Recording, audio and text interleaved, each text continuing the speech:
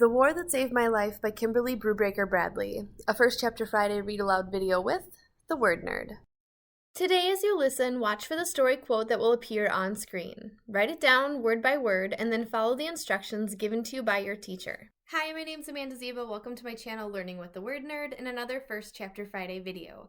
For this very first book of 2022, I'm going to read to you from one of my all-time favorites, The War That Saved My Life by Kimberly Brubaker Bradley. And I often don't reread books, but I've been kind of itching to reread this one, so I'm grateful for the excuse to get the chance to do it with you today.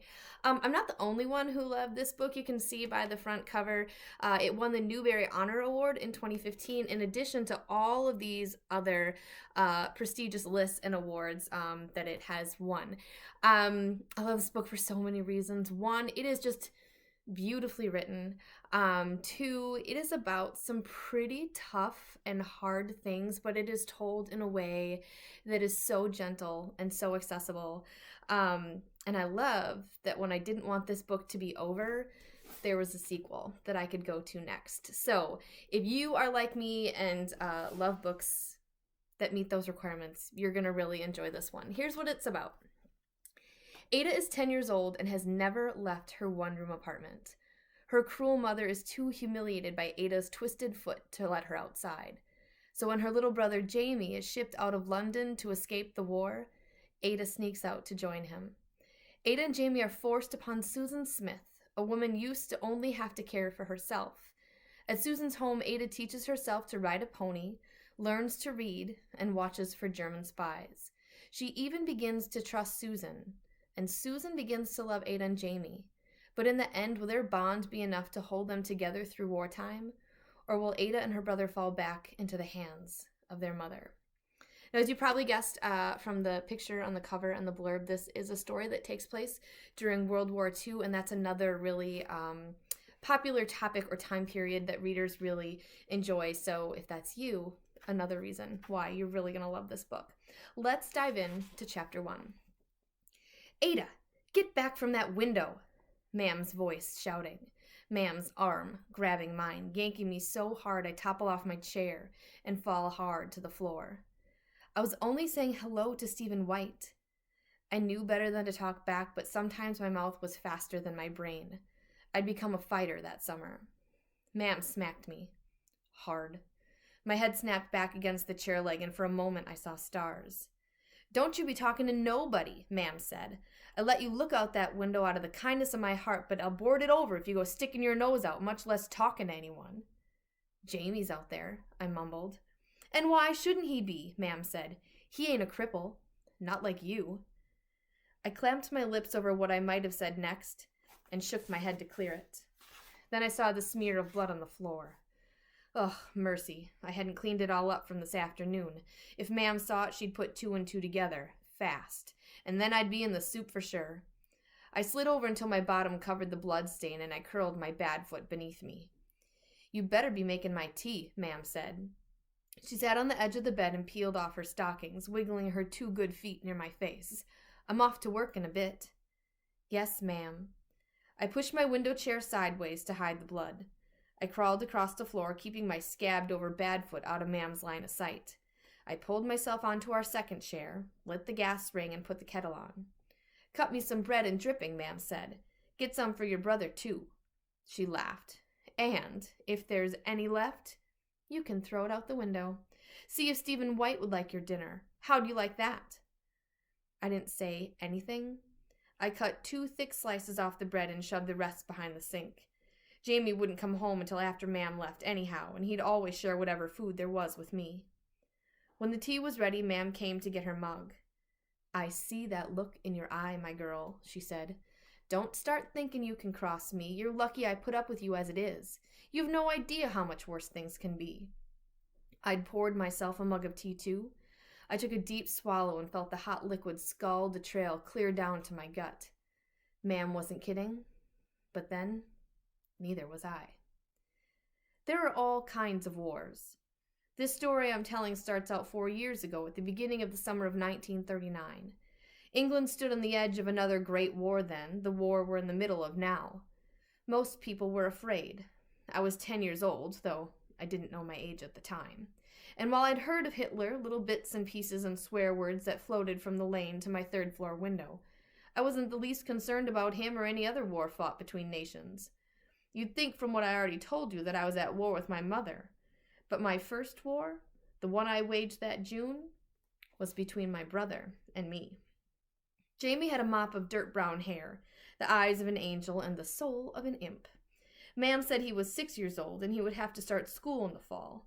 Unlike me, he had strong legs and 2 sound feet on the ends of them. He used them to run away from me. I dreaded being alone. Our flat was 1 room on the 3rd floor above the pub where Mam worked nights. In the mornings, Mam slept late, and it was my job to get Jamie something to eat and keep him quiet until she was ready to wake up. Then Mam usually went out to shop or talk to women in the lane. Sometimes she took Jamie with her, but mostly not.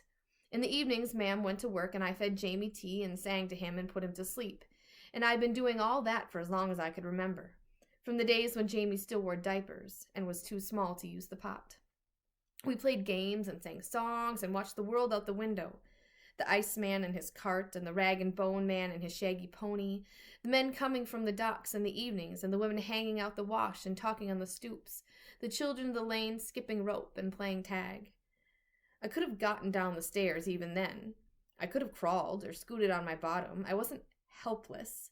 But the one time I did venture outdoors, Mom fanned out and beat me until my shoulders bled.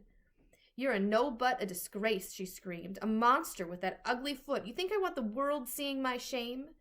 She threatened to board over my window if I ever went downstairs again. That was always her threat to me. My right foot was small and twisted so that the bottom pointed skyward, all the toes in the air, and what should have been the top touched the ground. The ankle didn't work right, of course, and it hurt whenever I put weight on it, so for most of my life I never did. I was good at crawling. I didn't protest staying in 1 room so long as it held both Jamie and me. But as Jamie grew older, he wanted to be with the other children playing in the street. "Why shouldn't he?" Mam said. "He's normal enough." To Jamie, she said, "You're not like Ada. You can go wherever you like." "He can't," I said. "He has to stay where I can see him." And at first he did. But then he made friends with a gang of boys and went running out of sight all day. He came home with stories about the docks on the River Thames, where big ships unloaded cargo from around the world. He told me about trains and warehouses bigger than our whole block of flats. He'd seen St. Mary's Church, the church by whose bells I marked time. As the summer days grew longer, he stayed out later and later until he came home hours after Mam left. He was gone all the time, and Mam didn't care. My room was a prison. I could hardly bear the heat and the quiet and the emptiness. I tried everything to make Jamie stay. I barred the door so he couldn't get out, but he was already stronger than me. I begged and pleaded with Mam. I threatened Jamie, and then one hot day I tied his hands and feet while he was sleeping. I would make him stay with me. Jamie woke up. He didn't scream or shout. He thrashed once, and then he lay helpless, looking at me. Tears slid down his cheeks. I untied him as quickly as I could. I felt like a monster. He had a red mark on his wrist from where I'd pulled the string too tight. "I won't do it again," I said. "I promise. I'll never do that again." Still, his tears flowed. I understood. In all my life, I'd never hurt Jamie. I never hit him. Not once. Now, I'd become like Mam. "I'll stay inside," he whispered. "No," I said. "No, you don't need to, but have some tea before you leave." I gave him a mug and a piece of bread and dripping. It was just the 2 of us that morning, Mam gone I don't know where. I patted Jamie's head and kissed the top of it and sang him a song, and I did all I could to make him smile. "Pretty soon you'll be going to school anyhow," I said, astonished that I hadn't fully realized this before. "You'll be gone all day then." "But I'll be okay. I'm going to fix things, so I'll be okay." I coaxed him into going out to play, and I waved to him from the window. Then I did what I should have done to start with. I taught myself to walk. If I could walk, maybe Mam wouldn't be so ashamed of me. Maybe we could disguise my crippled foot. Maybe I could leave the room and stay with Jamie, or at least go to him if he needed me. That's what happened, though not the way I thought it would. In the end, it was the combination of the 2. The end of my little war against Jamie and the start of the big war, Hitler's war, that set me free. If you want to find out what happens next to Ada and Jamie and where they go, you should read The War That Saved My Life by Kimberly Brubaker Bradley. You can get a copy from your school library or from your local indie bookstore, or if you can't find it there, you can grab it from the link in the description box below. I'll see you again next time for another First Chapter Friday video next week. Happy reading!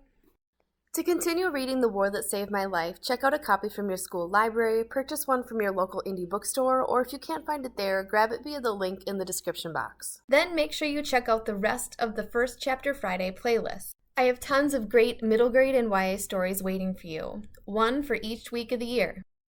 Today's mystery quote says, "One step, I thought. One step at a time." Please like this video and subscribe so you can stay connected for more great First Chapter Friday videos and other videos you can use in your classroom. Happy reading!